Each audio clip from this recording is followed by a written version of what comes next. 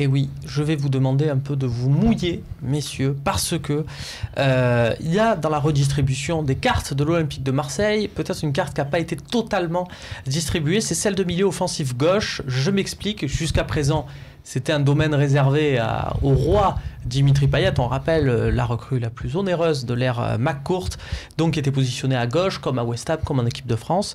Et puis là, on revient à un 4-2-3-1 où Payet est positionné dans l'axe. Du coup, ça libère un champ sur le côté gauche. Le premier match contre Konyaspor, c'est Morgan Sanson qui a occupé cette position. Là, pour la deuxième rencontre, c'était Lucas Ocampos qui a fait les 90 minutes dans le couloir. Il y a d'autres possibilités. Il y a Clinton Ng qui racontait en conférence de presse qu'il préférait être un attaquant de côté. Donc voilà, est-ce que ça s'inscrit dans le couloir gauche? Il y a Valère Germain qui, on sait, on peut le mettre à peu près à tous les postes. Et puis, si on veut vraiment jouer la carte de la provocation ou de la folie, on peut parler aussi de Youssouf Sarri qui est en passe de signer son premier contrat professionnel. Alors, je vais demander à la régie d'avoir l'écran, le fameux écran scindé en 4. On vous voit, voilà, c'est parfait. Et je vais vous demander chacun votre avis là-dessus. On va commencer par toi, Max. Qui tu veux voir dans le couloir gauche? Ne me dis pas Dimitri. Alors voilà, je précise, partons du principe, Payet, c'est dans l'axe, c'est non négociable. Ouais, ben du coup, si on part sur ce principe-là, moi je verrais quand même bien Germain, parce que j'ai toujours été partisan du mouvement et de l'animation que peuvent mettre des joueurs au sein de l'attaque. Donc même si tu me dis que Payet doit rester en 10, si Germain est sur le côté gauche, ça ne les empêchera pas de permuter tout au long de la rencontre, de bouleverser un petit peu le schéma adverse. C'est validé parce qu'il y a aussi un Amavi derrière qui peut bien monter, qui peut prendre ce couloir. C'est vrai que tu n'as pas n'importe quel latéral gauche derrière. Natou. Pour moi, Ng, par sa percussion, capable de rentrer, d'accélérer, rentrer pied droit. Et de marquer des buts. Et de marquer des buts. Sur le deuxième but, il part un peu à gauche. Thauvin repique à gauche, lui met un ballon, il me semble. Lui met un ballon dans l'axe et puis ça part de là. Moi je le vois bien à gauche, Ng. Ben, tiens, on va se le regarder, par exemple. ce deuxième but, on va se faire plaisir là-dessus. Voilà, on le voit exactement, partir gauche, de la gauche et traverser traverser tout le terrain. Et puis il va très vite. C'était dans les jeux, je sais pas si vous vous souvenez, les jeux de Nintendo, il y avait un jeu goal, tu ne pouvais marquer que comme ça, tu prenais ton attaquant et tu partais en diagonale, voilà. C'est comme ça, peut-être que Clinton Ng, non, officiellement il était pas né. Non, il était pas né, il n'y a pas d'officiellement, il n'était pas né. Bastien. Moi je repense à une émission qu'on avait fait la saison passée où tu nous parlais d'Ng un petit peu, alors certains t'avaient pris peut-être pour un fou, mais j'étais pas de ceux-là, en comparaison avec Mamadou Niang. C'est pas exactement le même profil, mais on se rappelle que Mamad a fait pas mal de matchs à gauche, notamment sous Jean Fernandez et Albert Raymond. Et alors Lucette évidemment la même réussite, hein, parce que Mamad reste quelqu'un de très aimé à Marseille qui a fait ses preuves. Mais c'est un profil qui pourrait ressembler à ce qu'apportait Mamadou à l'époque, à gauche. Donc moi je valide Clinton Ng. Et aussi pour les raisons que Nato a évoquées, qui sont très, très bonnes. Donc on a 2 Ng, un Germain. Et un Sanson. Et un Sanson. Qui l'année dernière était meilleur passeur du championnat, il me semble. Qui n'est pas milieu défensif pour moi parce que c'est un joueur donc, qui a une qualité de passe, qui a une très bonne qualité de passe, qui est joueur offensif aussi. Donc moi je verrais Sanson sur ce côté-là, qui peut centrer, rentrer axe, centrer.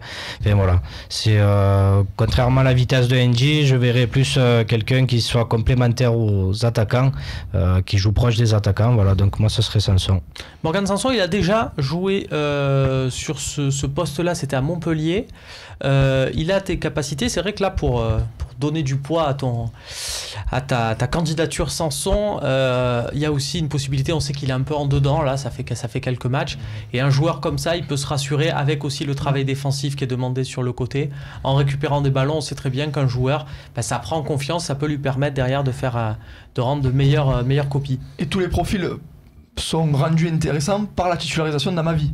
Parce que tu peux pas dissocier du côté, si c'est Evra ou Amavi, c'est différent. Amavi a beaucoup plus d'activité offensive.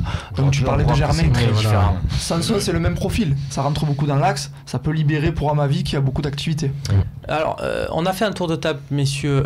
J'ai pas envie de vous forcer la main, mais je constate néanmoins que personne d'entre vous m'a parlé de Lucas Ocampos. C'est quoi? C'est un oubli? Vous avez oublié qu'il était dans la liste? Pour te dire mieux, ta thèse soi-disant folle de Youssouf Sarri, je préfère cette thèse-là à Lucas Ocampos. Techniquement, d'accord, il n'y a Pourquoi pas photo. Pourquoi tu verrais Lucas Ocampos titulaire indiscutable du côté gauche? Non, en fait, c'était juste pour la vanne, c'était gratuit, c'était méchant.